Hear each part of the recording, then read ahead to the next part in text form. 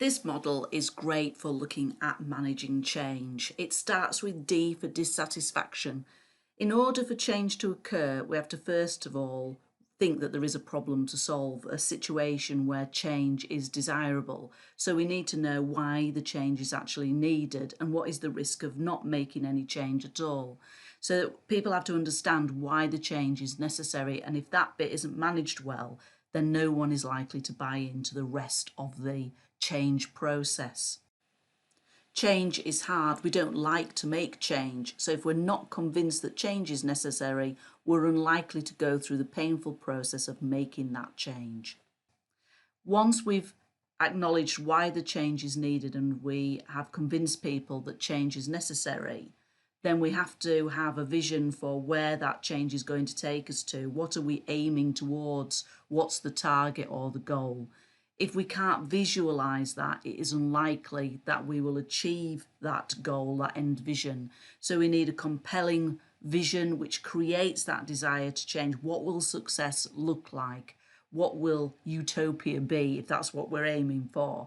If we can envisage that in as much detail as possible and at a very practical level, see it in our mind's eye, we're more likely to actually achieve it at the end.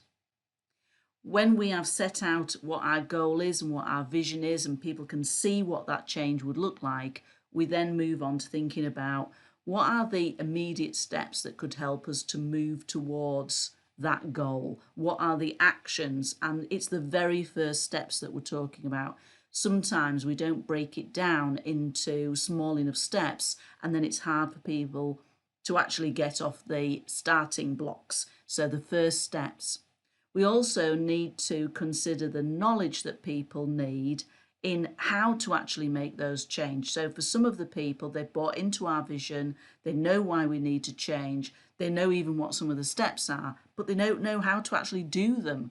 So we have to equip people with the training and the tools and the approaches so they know how to take those first steps and they feel confident in their ability to do that. And so therefore their ability to make that change needs to be supported, and that tends to be ongoing, building knowledge and supporting implementation, building knowledge and supporting implementation. Think about the sorts of resources that you might provide: books, websites, video clips, more knowledgeable others, face-to-face training. What is it that will build the knowledge and deepen the knowledge so they're able to take those steps, but also the support for the practical ability to do it in the classroom? It's certainly not enough to say, well, we've delivered the training and now everyone should be able to do it. We have to provide individual support, we have to provide group support, we have to analyse what is the state of play towards achieving our vision. When training is provided, often once teachers are in the classroom, they sometimes don't feel confident in actually making those changes.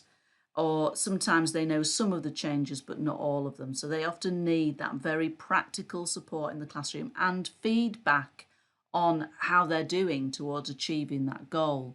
So it's very practical support that we're talking about in order for those actions to take place. We also need to keep the process alive, have consistency, and make sure we get to the point in which the actions are actually embedded, that our vision is coming true and it's consistently coming true.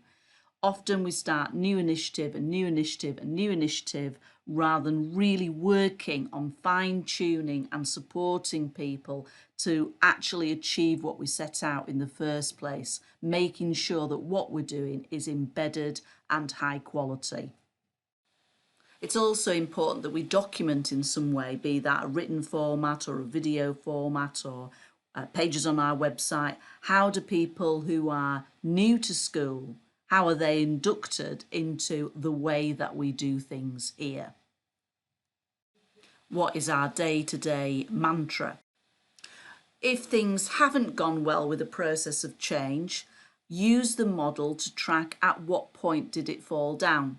Was it that we didn't convince people in the first place that change was necessary? Was it that we didn't invest enough in the knowledge? Was it that we started strong but didn't keep going to get right to the end at the point where everybody did it consistently?